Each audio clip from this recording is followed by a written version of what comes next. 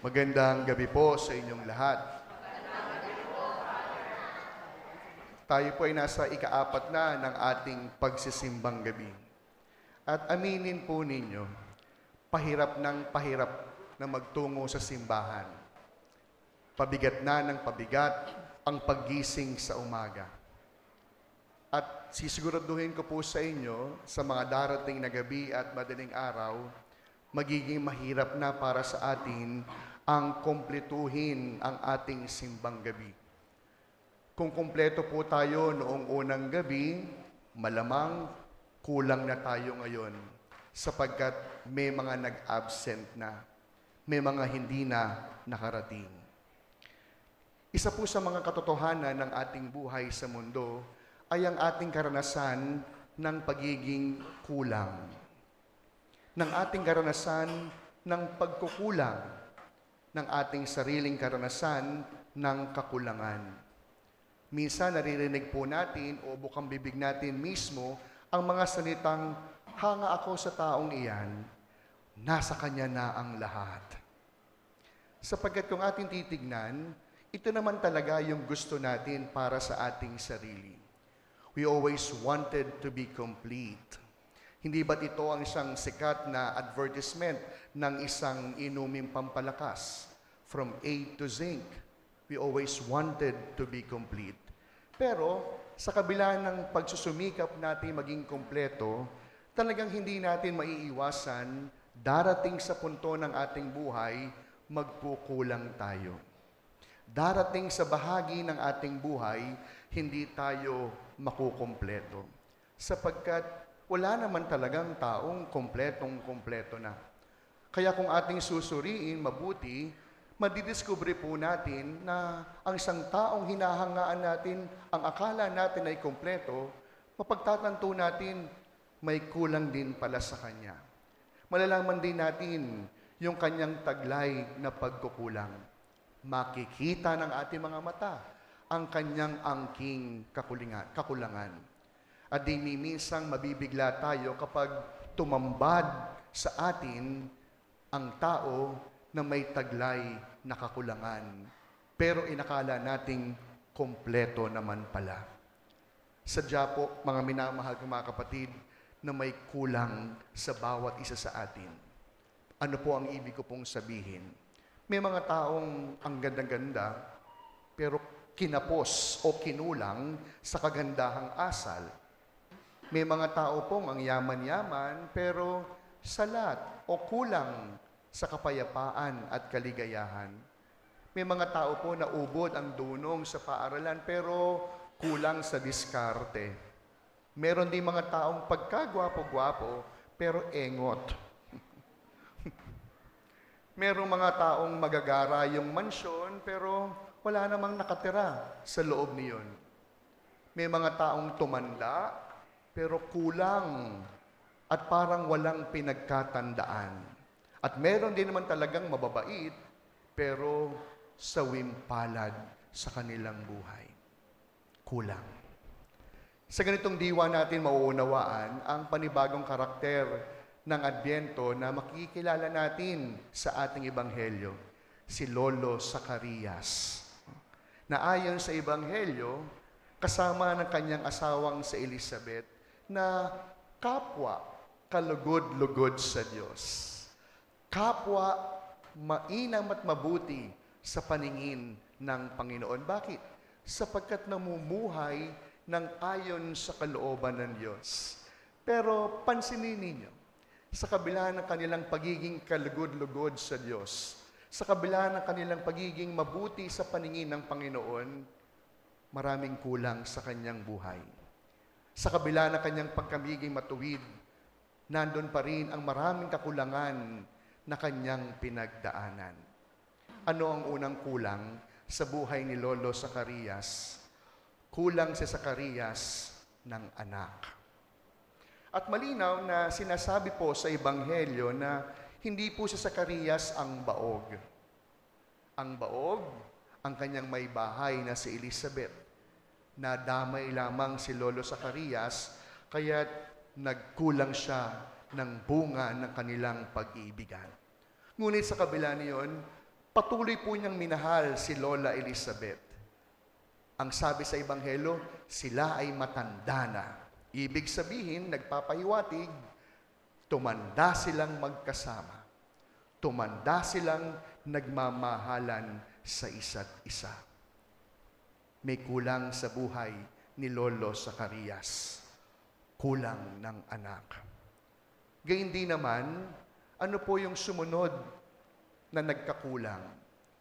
Fast forward, binalita ng anghel kay Lolo Zacarias, magkakabunga ang sinapupunan ng iyong may bahay.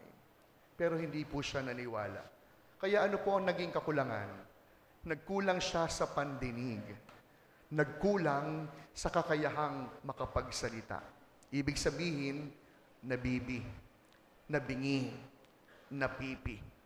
Ayon sa Ebanghelyo, sapagkat hindi niya pinaniwalaan ang Anghel Gabriel na matutupad sa kanyang buhay ang ipinapasabi ng Panginoon.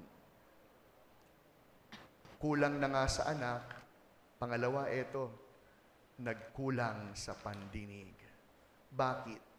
Sapagat ang pangatlong kulang sa buhay ni Lolo Zacarias, kinapos ng pagtitiwala. Alam po ninyo, habang nagninilay ako, hindi ko po kayang sisihin si Lolo Zacarias kung bakit naging ganon ang takbo ng kanyang paniniwala sa balita ng anghel. Una, ang sabi, baog si Lola Elizabeth. Pangalawa, matanda na silang pareho. Pangatlo, mabuti naman yung kanilang ginagawa, pero bakit parang pinagtakloban sila ng langit at lupa? Alam niyo, sa kultura po ng mga Hudyo, kapag hindi ka napagkalooban ng anak, isa po ang sigurado. Hindi lamang baog ka, kundi hindi ka kinagigiliwan ng Panginoon. God does not favor you. Na kung ating isipin, malamang, kaya hindi gusto ng Panginoon, masama ang ugali. Hindi. Maliwanag sa Ebanghelyo, pareho silang mabuting tao. Pareho silang matuwid sa paningin ng Panginoon. At ito ang siyang pinagdaanan ni Lolo Zacarias. Kulang sa anak, kulang sa pandinig, nagkulang sa pananampalataya. Sa kabila ng maraming kakulangan ni Lolo Zacarias, ang Diyos ang nagpuno ng lahat. Nagkaanak, bumalik yung pandinig, nakapagsalita, at dahil totoong naganap ang nangyari sa anghel o binalita ng anghel, mas lumalim ang pananampalataya.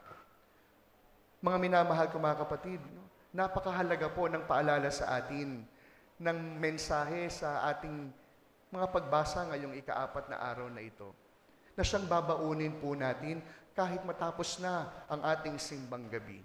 Ano po iyon? Marami mang kulang sa ating buhay at hindi darating ang panahong makukumpleto tayo, pero isang bagay po yung dapat nating panghawakan. Ano po yun? Ang Diyos, hindi tayo pababayaan. Ang Diyos, hindi magkukulang, sapagkat bahagi ng pagiging Diyos ng Diyos ay ang pagtupad sa Kanyang pangako. Marami mang kulang sa ating buhay, pero ang Diyos ang siyang magpupuno. Marami man tayong pagkukulang sa ating buhay, pero ano ang laging handog ng Panginoon? Mga mumunting biyaya upang tayo ay sorpresahin. Mga mumunting pagpapala nang sa gayon hindi natin makalimutan. Buhay ang Diyos na hindi nagpapabaya. Kaya mga minamahal ko mga kapatid, ito ang siyang tanging paalala ng ating mga pagbasa. Kahit kailan, hindi darating ang panahong makukumpleto po tayo. Laging may kulang sa buhay. Pero marami mang kakulangan, ang Diyos ang magpupuno nito. Lumaban lamang ng patas.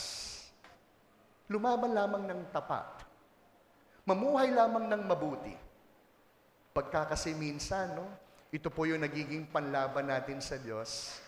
Sasabihin natin sa Diyos, Lord, mabait naman ako, pero ba't di mo ko pinagpapala? Natatandaan po ninyo yung panalangin ko doon sa kapatid ko, no? Bininyagan ko na yung pamangkin ko nung linggo, no? Sabi ko po sa mahal na Birhen, nung unang araw ko dito, nakakasama po ng loob. Ang dami ko pong kakilala ng mga mag-asawa na alam kong magiging mabuting magulang, pero hindi na pagkalooban ng anak. Sabi ko pa sa mahal na Birhen, lalo pong sumasama yung loob ko. Dahil ang dami ko rin pong kakilala na minsan masasabi ko, sana hindi na lang naging magulang.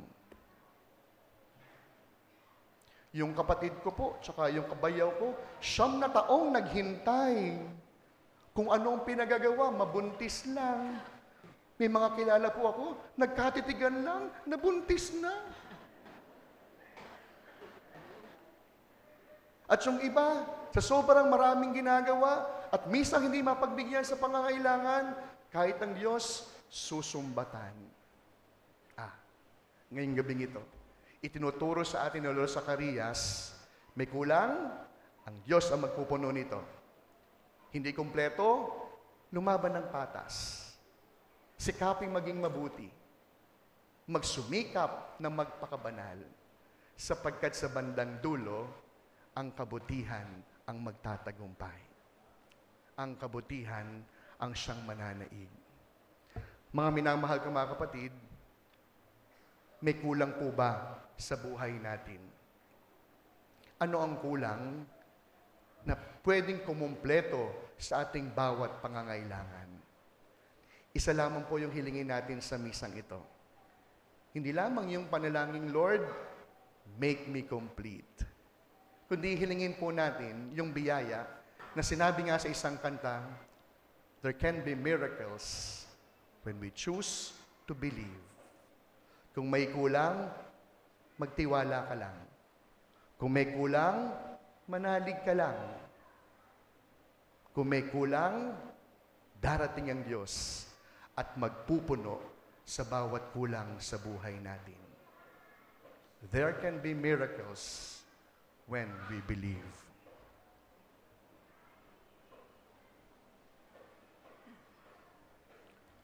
Amen.